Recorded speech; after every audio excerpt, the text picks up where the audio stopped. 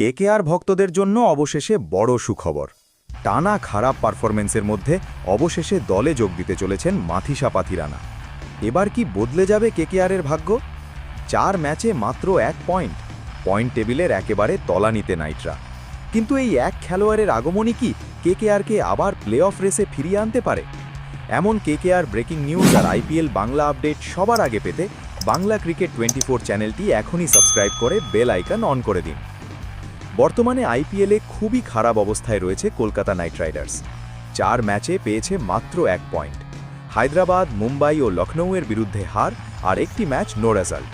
ফলে পয়েন্ট টেবিলের 10ম স্থানে নেমে গেছে কেকেআর। তবে এই হতাশার মধ্যেই এলো বড় স্বস্তির খবর। শ্রীলঙ্কার তারকা পেসার মাথিসা পাথিরানা অবশেষে বাধ্যতামূলক ফিটনেস টেস্ট পাশ করেছেন। এর ফলে শ্রীলঙ্কা ক্রিকেট বোর্ড থেকে এনওসি পেয়ে গেছেন তিনি। এখন কেকেআর দলে যোগ দিতে আর কোনো বাধা নেই। খবর অনুযায়ী 17 এপ্রিল গুজরাট টাইটান্সের বিরুদ্ধে ম্যাচের দিনই তিনি ভারতে পৌঁছতে পারেন এবং মেডিকেল ক্লিয়ারেন্স পেলে 19 এপ্রিল থেকেই মাঠে দেখা যেতে পারে পাথিরানাকে।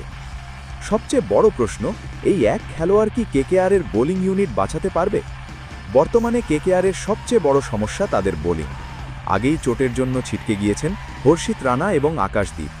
দলে নেই মুস্তাফিজুর রহমানও। এর সঙ্গে যোগ হয়েছে বরুণ চক্রবর্তীর অফ ফর্ম। ফলে ডেথ ওভার্সে বারবার ম্যাচ হাতছাড়া করছে কেকেআর। 2 ম্যাচেই 200-র বেশি রান দিয়েছে বোলাররা। লখনৌয়ের বিরুদ্ধেও শেষ ওভারে হেরে যায় নাইটরা।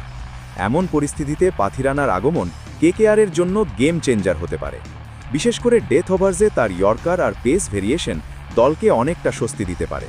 তোমার কি মনে হয়, পাথিরানা এলে কি কেকেআর কামব্যাক করতে পারবে? কমেন্টে অবশ্যই জানাও। আর এমন ভাইরাল আইপিএল খবর পেতে চ্যানেলটি সাবস্ক্রাইব করতে ভুলবে না।